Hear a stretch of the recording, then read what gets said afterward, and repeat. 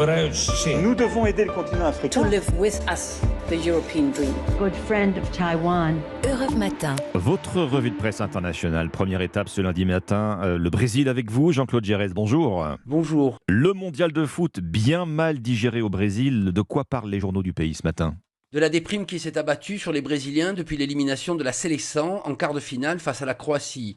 Le pays est KO debout, souligne le quotidien sportif Placard, et les Brésiliens devront attendre avant de pouvoir broder une 6e étoile sur le maillot. Pour savoir si le pays était en deuil, le site G1 a même interviewé un psychiatre qui s'est voulu empathique face à la souffrance des supporters, mais confiant sur leur capacité de résilience. De son côté, la Folha de São Paulo revient sur les raisons de la défaite, en critiquant notamment un Neymar inconstant et le manque d'imagination tactique de Tite, le sélectionneur.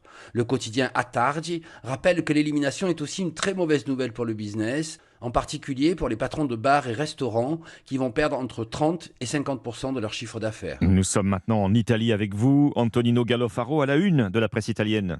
Les migrants sauvés en mer par les ONG est arrivé hier dans le sud de l'Italie. Il sort les 24 heures et parle d'une vague de débarquement sur les côtes italiennes. 248 personnes sauvées par le Geo Barents de Médecins sans frontières sont descendues à Salerno, au sud de Naples, et à Bari, dans les Pouilles, 261 autres personnes sauvées par l'organisation SOS Humanity. Mais attention, pas de changement de stratégie de la part des autorités italiennes qui avaient fermé leurs ports aux mêmes ONG il y a seulement quelques semaines. Comme l'explique la télévision La 7, c'est la mauvaise météo qui a poussé le ministère de l'Intérieur à autoriser ces débarquements.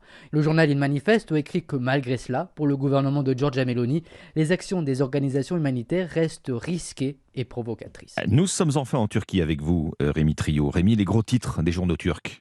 Syndicats, patronat et gouvernement négocient en ce moment une hausse du salaire minimum. L'ensemble des journaux suit de près ces discussions. Hürriyet souligne que le salaire minimum turc a déjà presque doublé cette année. Il s'élève à 5 500 livres turcs, soit environ 280 € par mois. Mais l'inflation atteint plus de 80% selon les chiffres officiels et même plus de 180% selon des économistes indépendants. Pour 2023, la Confédération des syndicats ouvriers de Turquie demande une augmentation de 50%. Rapporte Bilgun, car le salaire minimum actuel est très largement sous le seuil de pauvreté. À l'approche de l'élection présidentielle, Recep Tayyip Erdogan devrait concéder une hausse substantielle pour ne pas subir la colère des salariés dans les urnes. Merci Rémi Trio, merci à nos correspondants. 6h54 sur Europe 1. Dans un instant, vous retrouvez Dimitri Pavlenko.